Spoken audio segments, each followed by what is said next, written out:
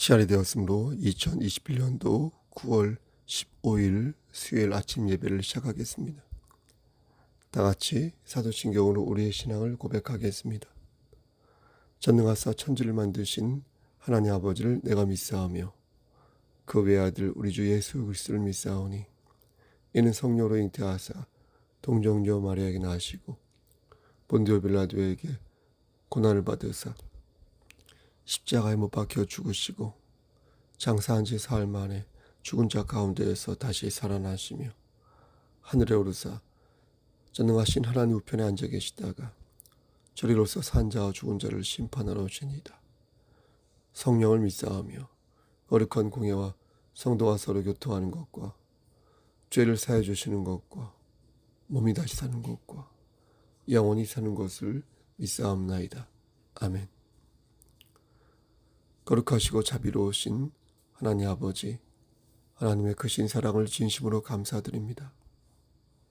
누구에게는 마지막 시간인데 우리에게 새로운 시간 허락하셔서 예배로 하루를 열 수 있도록 붙잡아 주심을 감사합니다.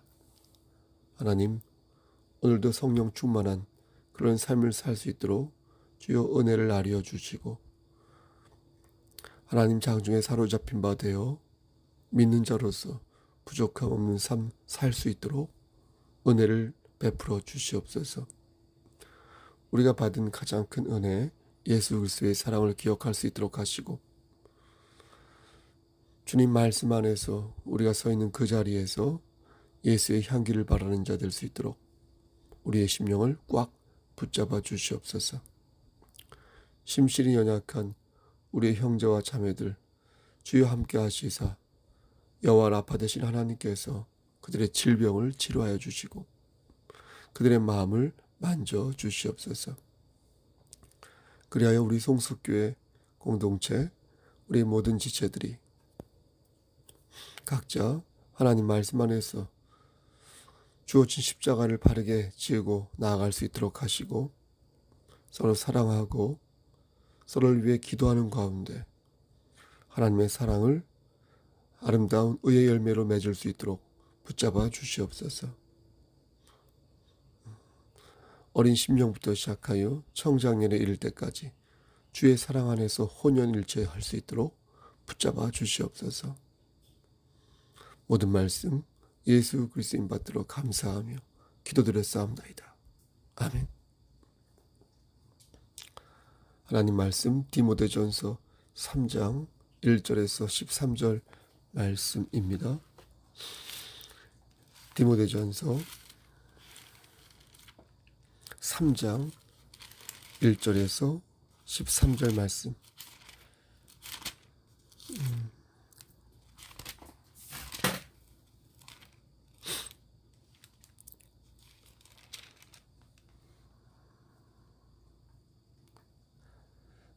십 3절까지 말씀입니다. 1절 미쁘다 이 말이여 곧 사람이 감독의 직분을 얻으려 함은 선한 일을 사모하는 것이라 함이로다. 그러므로 감독은 책망할 것이 없으며 한 아내의 남편이 되며 절제하며 신중하며 단정하며 나그네를 대접하며 가르치기를 잘하며 술을 즐기지 아니하며 구타하지 아니하며 오직 관용하며 다투지 아니하며 돈을 사랑하지 아니하며 자기 집을 잘 다스려 자녀들로 모든 공손함으로 복종하게 하는 자라야 할지며 사람이 자기 집을 다스릴 줄 알지 못하면 어찌 하나님의 교회를 돌보리요. 새로 입교한 자도 말지니 교만하여져서 마귀를 정죄하는 그 정죄에 빠질까 하며 또한 외인에게서도 선한 증거를 얻은 자라야 할지니 비방과 마귀의 올무에 빠질까 염려하라.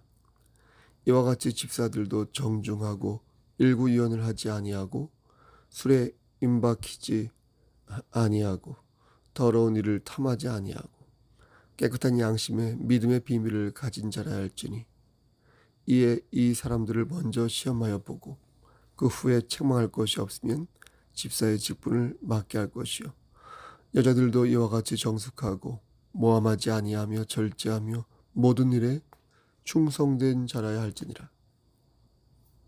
집사들은 한 아내의 남편이 되어 자녀와 자기 집을 잘 다스리는 자일지니. 13절 집사의 직분을 잘한 자들은 아름다운 지위와 그리스도 예수 안에 있는 믿음의 큰 담력을 얻느니라. 아멘. 하나님, 이 말씀대로 사용하여 주시옵소서. 예수 그리스도 이름 받들어 감사하며 기도드렸사옵나이다. 아멘. 오늘 말씀에는 감독과 집사의 자격에 대해 비교적 자세하게 기술되어 있습니다. 그렇죠? 여기서 감독은 목사와 장로를 말하는 것입니다. 감독은 헬라어로 메피스코페스라고 하는데 이는 무엇을 내려다본다 혹은 누군가를 돌본다 라는 뜻을 가지고 있습니다. 에피스코페스. 이렇게 목사와 장로는 온전한 희생과 헌신이 요구되는 직분이라 하겠습니다. 그럼 집사는 어떤 뜻을 가지고 있을까요? 집사는 헬라어로 디아코누스라고 합니다. 디아코누스. 우리 교회당 밑에 주일학교 예배드린 장소 디아코니아라고 해요. 디아코니아, 그렇죠? 그게 디아코누스와 연계된 말입니다. 이 뜻은 하인이란 뜻입니다. 하인. 식사할 때 시중 드는 하인 있죠? 그게 바로 집사입니다. 디아코누스. 교회에서 교제를 뜻할 때 디아코니아 혹은 코이노니아라고 하는데, 디아코니아라고 하면 그냥 이렇게 수다 떨고 노는 게 아니라 섬기는 마음으로 교제한다 라는 의미가 들어있는 것입니다. 근데 그 섬김이 식사할 때 시중을 드는 것처럼 섬기는 것으로, 이 말이 초대교회 때는 섬기는 자, 시중 드는 자로 이해가 되는데, 그게 바로 집사라는 것입니다. 오늘 본문 말씀을 가만히 보면 감독과 집사가 어떤 자격 조건을 갖추고 있어야 하는지 자세하게 기술되어 있습니다. 재미있는 것은 이 감독과 집사의 자격이 어떻습니까? 거의 비슷하다는 것입니다. 예를 들어서 감독도 술을 즐기지 말아야 하고 집사도 술에 임박해서는 안 된다, 이렇게 말씀합니다. 또 감독도 자기 집을 잘 다스려야 하고 집사도 자기 집을 잘 다스려야 한다, 이렇게 말씀합니다. 따라서 우리는 오늘 말씀에서 감독과 집사의 자격을 구분하여 이렇게 이해하기보다 성숙한 그리스도인이 가져야 할 인격과 영성을 생각해야 할 것입니다. 다시 말씀드려서 감독과 집사의 관계를 이렇게 수평적인 관점에서 바라봐야지, 목사와 장로는 저 위에 있고 권사는 중간쯤에 있고 집사는 저 아래에 있다, 이렇게 생각해서는 안 된다는 것입니다. 이와 같은 논리대로라면 집사가 아닌 형제와 자매는 교회 구석에 처박혀 있어야 한다는 것인데, 성경에서 말씀하는 이런 것은 교회의 모습이 아닌 것입니다. 교회는 수평적 관계를 갖는다. 수직적 관계가 아니라 수평적 관계. 상명하복의 관계가 아니라 수평적 관계에서 서로를 섬기는 구도를 갖습니다. 왜냐하면 교회의 주인은 예수 그리스도이니까. 예수 그리스도의 마음을 품어야 하니까. 그래야 교회가 될 수 있으니까 그렇습니다. 입으로만 교회와 관련된 얘기를 하고 입으로만 사도신경과 주기도문을 외운다고 해서 그게 교회가 아니라는 것입니다. 그게 교회가 되는 것이 아니라는 것입니다.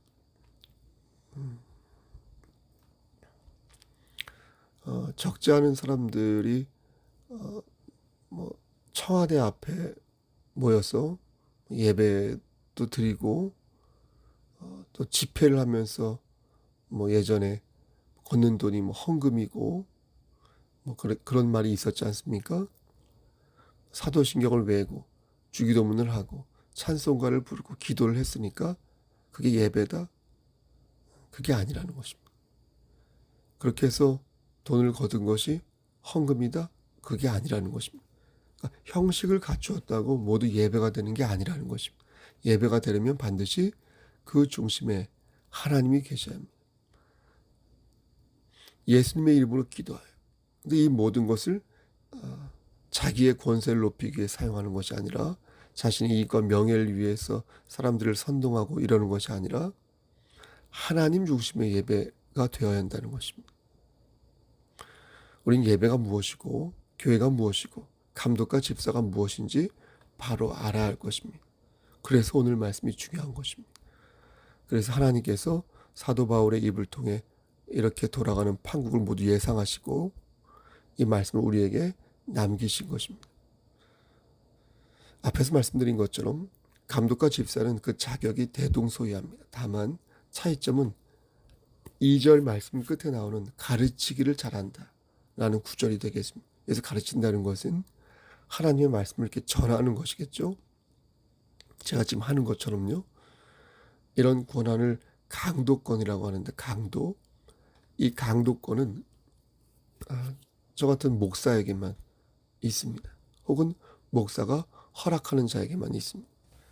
초대교회 당시에는 목사와 장로가 구분이 안 되었습니다. 장로도 말씀을 전하고 목사도 말씀을 전하고 하지만 교회가 하나의 조직체로 형성되는 과정에서 목사와 장로가 구분이 되었고요. 그래서 지금은 목사는 강도권과 치리권을 가지고 있고 장로는 치리권만 갖게 된 것입니다. 따라서 2절 말씀에 나오는 가르치기를 잘해야 한다는 것은 목사에게 해당하는 말씀이 하겠습니다. 목사가 잘 가르치지 못하면 좀 곤란한 것입니다. 그럼 어떻게 해야 잘 가르칠 수 있을까요? 우선 좀 뭘 알아야겠습니다. 대충 알거나 조금 아는 게 아니라 이왕이면 좀 많이 알아야 그리고 또 꼼꼼히 알아야겠습니다. 그럼 뭘 그렇게 알아야 하는가? 당연히 하나님의 말씀을 알아야 할 것입니다. 근데 하나님의 말씀을 잘 설명하려면 다른 것도 어느 정도 알고 있어야 합니다. 그렇지 않겠습니까? 그래서 잘 녹여서 쉽고 깊게 전달을 할 줄 알아야 합니다. 그래서 목사는 말씀을 포장할 사회과학도 알아야 하고 여러 가지 인문학도 알아야 합니다. 하지만 명심할 것은 그따위 것들이 중요한 것이 아니라 반드시 그 중심에 하나님의 말씀이 있어야 한다는 것입니다. 그 어떤 학문도 하나님의 말씀을 넘어설 수 없음을 명심할 때에 성도들에게 올바른 가르침을 선사할 수 있는 것입니다. 근데 만약 다른 학문이 성경을 넘어서지 않습니까? 그걸 목사가 허용하지 않습니까? 그러면은 곤란해지는 것입니다. 목사의 책임을 다하지 못하게 되는 것입니다.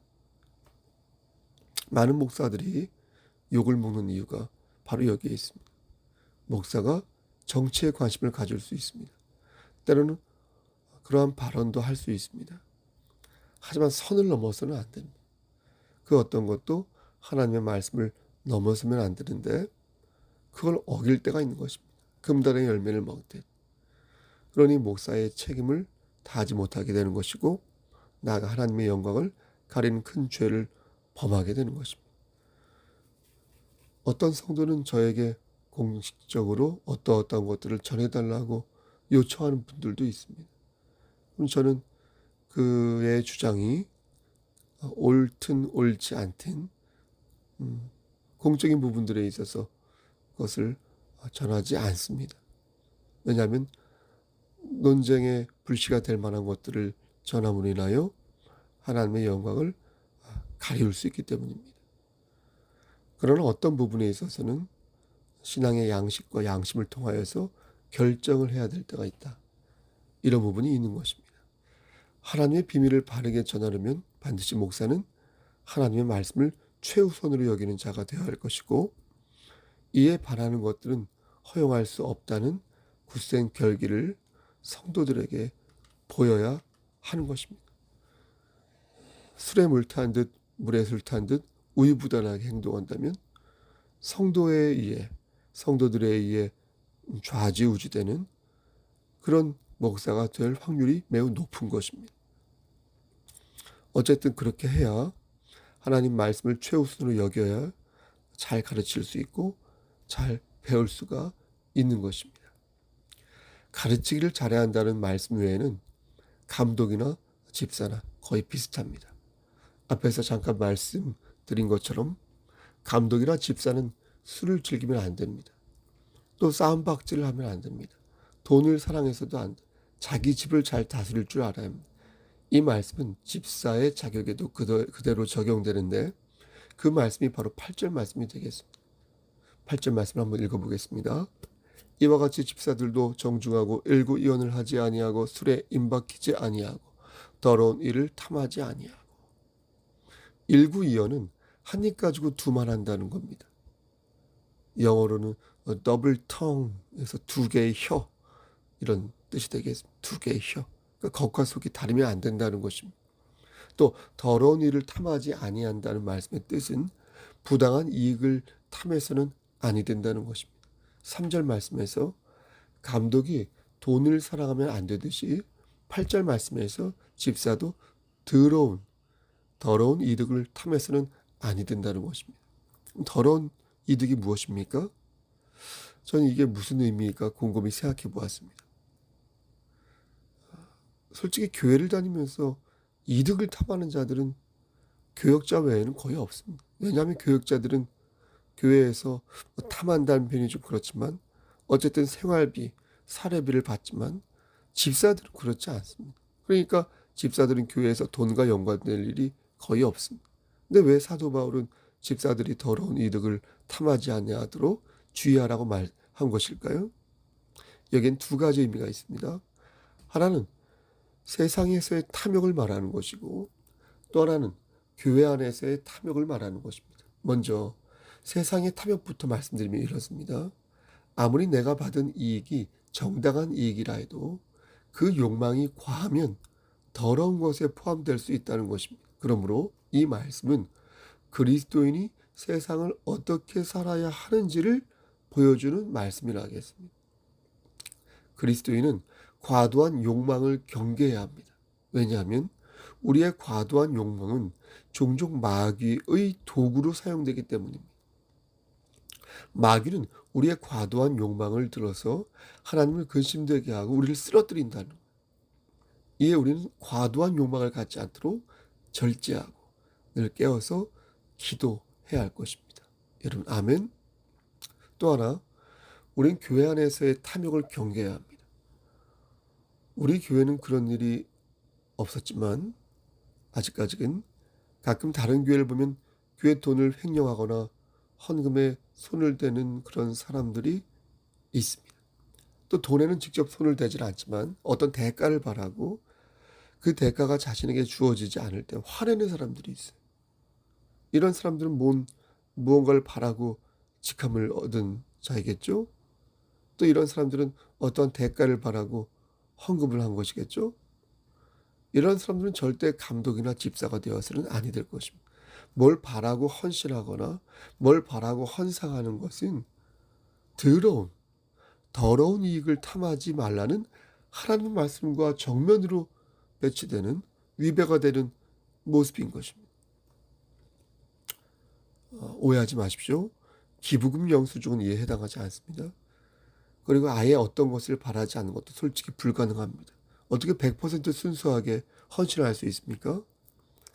이왕이면 우리 교회 성도들 사업장에서 뭘 하는 것도 문제가 되지 않습니다.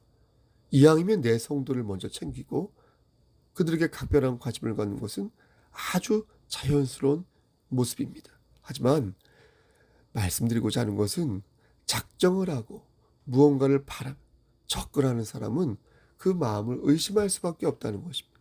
그들은 자신의 이득이 채워지지 않으면 교회를 떠나요. 그들은 자신의 이득이 채워지지 않으면 언제든 하나님을 떠나요. 예? 성경은 이런 사람들에게 교회의 중책을 맡겨서는 아니 된다 이렇게 말씀하는 것입니다. 이런 말씀을 한 번에 묶어서 요약한 말씀이 있는데 그게 바로 9절 말씀.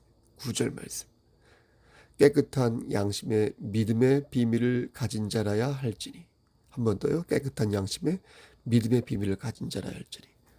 우리는 이 말씀을 바르게 이해할 필요가 있습니다. 여기서 말씀하는 깨끗한 양심은 우리가 일반적으로 생각하는 도덕적인 양심 있죠? 그걸 말하는 게 아닙니다.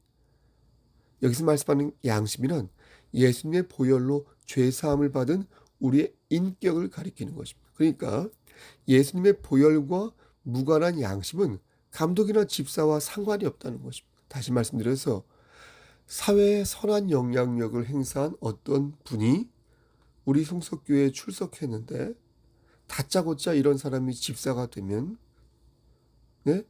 많은 사람에게 모범이 될 수 있을 것이라며 집사로, 안수 집사겠죠? 임명해야 한다고 말해서는 아니 된다는 거죠. 서리 집사라 하더라도 그 사람이 설령 성의군자라 하더라도 그가 예수의 보혈을 의지하지 않고 거듭나지 않은 자라면 교회는 그를 집사로 세울 수가 없다는 것입니다. 따라서 깨끗한 양심이란 반드시 예수님의 보혈로 죄사함을 받은 인격을 가리키는 것이며 그게 바로 믿음의 비밀을 가진 자라는 것입니다. 그러니까 믿음의 비밀을 가진 자는 예수님을 믿음으로써 하나님의 말씀을 마음으로 받게 되었고 이로써 그는 깨끗한 양심을 가진 사람이 되어 집사도 되고 감독도 될 수 있다는 것입니다. 특히 11절 말씀을 보면 여자들도 라는 구절이 있죠. 여자들도. 어떤 신학자는 이 여자들을 집사의 아내라고 보기도 하고 어떤 사람은 이 여자들을 여자 집사라고 보기도 합니다. 저는 다 양쪽 가능하다고 생각합니다. 하지만 오늘은 여자 집사에 초점을 맞춰보겠습니다. 여성 집사. 우리 이 말씀을 주목해서 읽어야 할 것입니다. 성경은 여자 집사들의 자격 조건을 언급하면서 앞의 말씀과 다른 하나의 조건을 제시하고 있는데 그게 11절 말씀에 나와 있습니다. 여자들도 이와 같이 정숙하고 모함하지 아니하며 절제하며 모든 일에 충성된 자라 할지니라. 여러분 정숙하다는 말은 앞에 말씀에도 있습니다. 4절 말씀에서 공손하단 말이건 그게 바로 정숙한. 또 8절 말씀에서 정중하단 말이죠. 이게 또 정숙하다 똑같습니다. 절제한다는 말도 2절에 있으며 충성하라는 말은 앞에 없지만 이 말씀은 포괄적인 어떤 필요 조건이기 때문에 특별하다고 볼 수 있습니다. 그럼 남은 단어가 하나 있는데 여러분 그것이 무엇입니까? 모함하지 아니하며. 모함이란 말은 우리말로 나쁜 꾀로 남을 어려운 처지에 몰아넣는다. 이런 뜻입니다. 옛날 성경에는 참소한다는 말로 참소. 근데 원어 성경을 보면 이 표현이 매우 섬뜩합니다. 여러분 보십시오. 디아볼로스라고 해서 원어서 디아볼로스. 악마예요, 악마. 디아볼로스가 악마잖아요. 악마처럼. 그러니까 너희는 악마처럼 말하지 말라는 거예요. 무섭지 않습니까? 디아볼로스. 악마처럼 말하지 마라. 악마처럼 험담하지 말라는 거예요. 악마처럼 이간질하지 말라는 거예요. 악마처럼 누구를 참소하지 말라는 거예요. 예? 왜 사도 바울은 여자 집사들에게 유독 이 표현을 사용했을까? 혹시 남자들은 괜찮았던 것일까? 그랬던 것 같습니다. 당시에는 남성보다 여성이 이와 같은 잘못을 더 많이 저질렀던 것 같습니다. 물론 남성 중에도 디아볼로스, 악마처럼 말하는 또 악마처럼 이간질하는 사람이 있겠죠. 설마 없겠습니까? 하지만 많은 부분에서 당시 여성 집사들이 그러한 잘못을 저질렀던 것 같습니다. 그래서 유독 여성 집사들에게만 혹은 집사의 아내들에게만 모함이라는 단어를 사용한 것입니다. 말씀 마치겠습니다. 사랑하는 송석교회 성도 여러분, 그렇다면 하나님께서는 왜 이 말씀을 우리에게 남기신 것일까요? 우리는 인격적으로나 영적으로나 예수님의 마음을 품기 위해 노력해야 할 사람들입니다. 오늘 말씀 13절은 우리에게 분명히 말씀합니다. 집사의 직분을 받은 사람은 모두가 아름다운 지위와 큰 담력을 얻을 것이 아니다. 아름다운 지위란 사람들에게 좋은 평판을 받는다는 것입니다. 어떤 분들은 이 말씀을 듣고 목사님, 사람에게 인정받는 것은 중요하지 않습니다. 하나님에게만 인정받으면 된다고 말하는데 이 말씀은 하늘의 상급을 말하는 말하는 것이 아닙니다. 그렇게 착각하시면 안 됩니다. 이 말씀은 집사가 이 세상에서 받게 될 아름다운 지위를 말하는 것입니다. 하늘의 상급이 아니라 이 땅에서의 상급을 말한다는 것입니다. 또 집사의 직분을 잘 감당하면 아름다운 지위만 받는 것이 아니라 그리스도 예수 안에 있는 믿음의 큰 담력까지 얻게 될 것이라고 말씀합니다. 즉 정당한 평가와 격려를 받게 되면 신앙생활을 하는 데에도 큰 담력을 얻을 수 있다는 것입니다. 그러므로 잘한 사람에게 잘했다 칭찬해주고 잘못한 사람에게 잘못을 지적하고 격려하는 것은 오늘 말씀에 입각하여 매우 성경적인 가르침이 된다는 것입니다. 다시 말씀드려서 교회는 믿음의 큰 담력을 얻는 차원에서 집사들에게 집사의 소임을 감당할 것을 독려해야 할 필요가 있다는 것입니다. 어제 조용기 목사님이 소천하였다는 기사를 포털에서 보았습니다. 많은 사람들의 반응을 보았습니다. 그 모습을 보면서 마음이 심란하였습니다. 화도 나기도 하고 또 어떤 부분에서 수긍이 되기도 하였습니다. 우리는 인격적으로나 영적으로나 예수님의 마음을 잘 품어서 유종의 미를 거두는 그런 사람이 되어야겠습니다. 세상 사람들의 평가에 연연하기보다 연연하자는 말이 아니라 정말로 예수의 마음을 품어서 우리가 서 있는 그 자리에서 예수의 향기를 바라는 자가 되어야겠습니다. 사랑하는 성도 여러분, 우리는 하나님의 자녀로서 각자 감당해야 할 몫이 있습니다. 여러분이나 저나. 저는 목사로서, 어떤 분은 장로로서, 어떤 분은 권사, 어떤 분은 집사. 각자 맡겨진 사명이 있고 몫이 있습니다. 하지만 우리는 모두 교회의 지체로서 함께 감당해야 할 하나님의 자녀로서의 몫이 또한 존재합니다. 우리는 믿음의 비밀을 가진 자로서 이 책임을 잘 감당해야 할 것이고 그 과정에서 누리는 아름다운 지위와 큰 담력을 하나님께서 주신 선물로서 이해해야 할 것입니다. 여러분, 그러므로 권면합니다. 아름다운 지위와 큰 담력을 오늘 하루도 발휘하는 여러분 되시기를 소원합니다. 성숙한 그리스도인이 되셔서 하나님께도 인정받고 교회와 사람에게도 인정받는 그리스도인 되시기를 우리를 주에서 구속하여 주신 주 예수 그리스도의 받들어 간절히 축원합니다. 아멘. 예배를 마칩니다. 다 같이 주의 기도로 예배를 마치겠습니다. 하늘에 계신 우리 아버지요, 이름이 거룩히 여김을 받으시오며 나라의 마음이시며 뜻이 하늘에서 이루어진 것 같이 땅에서도 이루어지이다.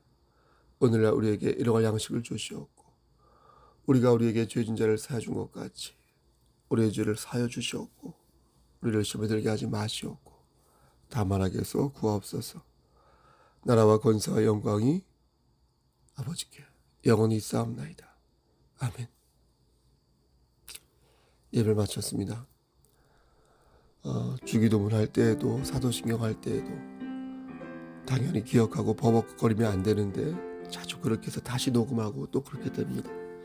말씀도 좁은 입으로 힘겹게 전하였습니다. 여러분, 비록 조악하고 깊지 못하고 많이 부족하지만 그래도 하나님 은혜 안에서 말씀으로 은혜 받으셨으면 좋겠습니다. 여러분, 오늘은 수요 예배가 있습니다. 오늘도 비대면 예배로 드리겠습니다. 속히 수요 예배는 대면 예배로 드리는 방식으로 앞으로 상의하여 결정하도록 하겠습니다. 여러분, 오늘 하루도 힘찬 하루 되시고요. 무슨 일 있으면 연락 주시길 바랍니다. 수요 저녁 예배 때 만나 뵙도록 하겠습니다. 샬롬 레카.